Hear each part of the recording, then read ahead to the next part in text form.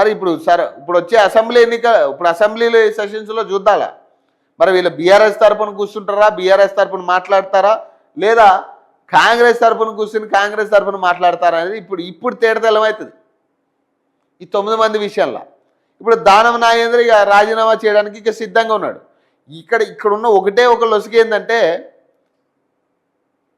ఢిల్లీ అధిష్టానం ఈయనకి ఒక కన్ఫర్మేషన్ ఇవ్వాల్సి ఉంది. ఇప్పుడు ఏం కన్ఫర్మేషన్ అంటే ఇక మినిస్టర్ పదవి ఇస్తాము నీకు, ఇక రాజీనామా చేసి ఇక వేరే వాళ్ళకి అవకాశం ఇద్దాం, ఆ ఎమ్మెల్యే టికెట్ వేరే వాళ్ళకి ఇద్దాం, ఖైరతాబాద్ నీకు మినిస్టర్ ఇస్తాం, ఎమ్మెల్సీ ఇచ్చి మినిస్టర్ చేయడమా ఏదో ఒకటి, ఒక మినిస్టర్ అయితే నీకు అప్పచెప్తాం అబ్బాయి, ఇక నువ్వు రాజీనామా చేయని అంటే తక్షణమే ఇక ఆలోచించకుండా నెక్స్ట్ మినిట్ అర్ధరాత్రి అయినా కానీ రాజీనామా చేయడానికి సిద్ధంగా ఉన్నాడు ఆయన.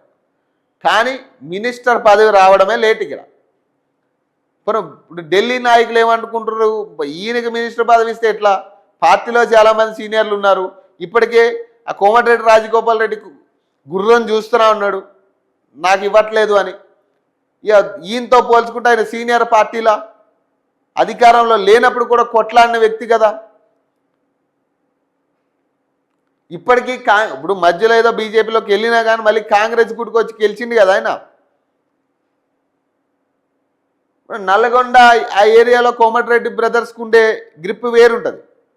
ప్రధానంగా మునుగోడు అంశంలో రాజగోపాల్ రెడ్డికి ఇంకా ఎక్కువ శాతం గ్రిప్ ఉంటుంది ప్రజల్లో. మరి అలాంటి వ్యక్తికి మినిస్టర్ పదవి ఇవ్వకుండా ఆయనకు కాదని ఒకవేళ దానం నాగేంద్రకి ఇస్తే ఎట్లా?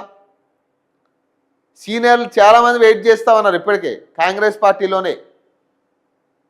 ఇక వాళ్ళందరినీ కాదని దానం నాగేంద్రకి ఇస్తే ఇక ఇది ఒక పంచాయతీ మొదలవుతుంది పార్టీలో. మళ్ళీ విభజన, కొట్లాట ఇవన్నీ మొదలవుతాయి.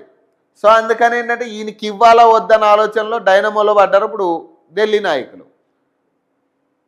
ఇక ఇటు చూస్తేనేమో ఇక ఒకవేళ ఇక్కడ బలం ఉన్నా కానీ ఏం ఉపయోగం? ఇప్పుడు తెలంగాణలో బలం ఉన్నా ఉపయోగం లేదు. ఇప్పుడు కాంగ్రెస్ పార్టీ విషయంలో ఢిల్లీలో బలం ఉండాలి. ఢిల్లీలో ఇతని తరపున మాట్లాడేటోళ్ళు ఉండాలా, రికమెండ్ చేసేటోడు ఉండాలా, లేరాయే. ఇక అట్లా చూసుకుంటే ఇక ఢిల్లీ లెవెల్లో రాజగోపాల్ రెడ్డికి ఇంక ఎక్కువ శాతం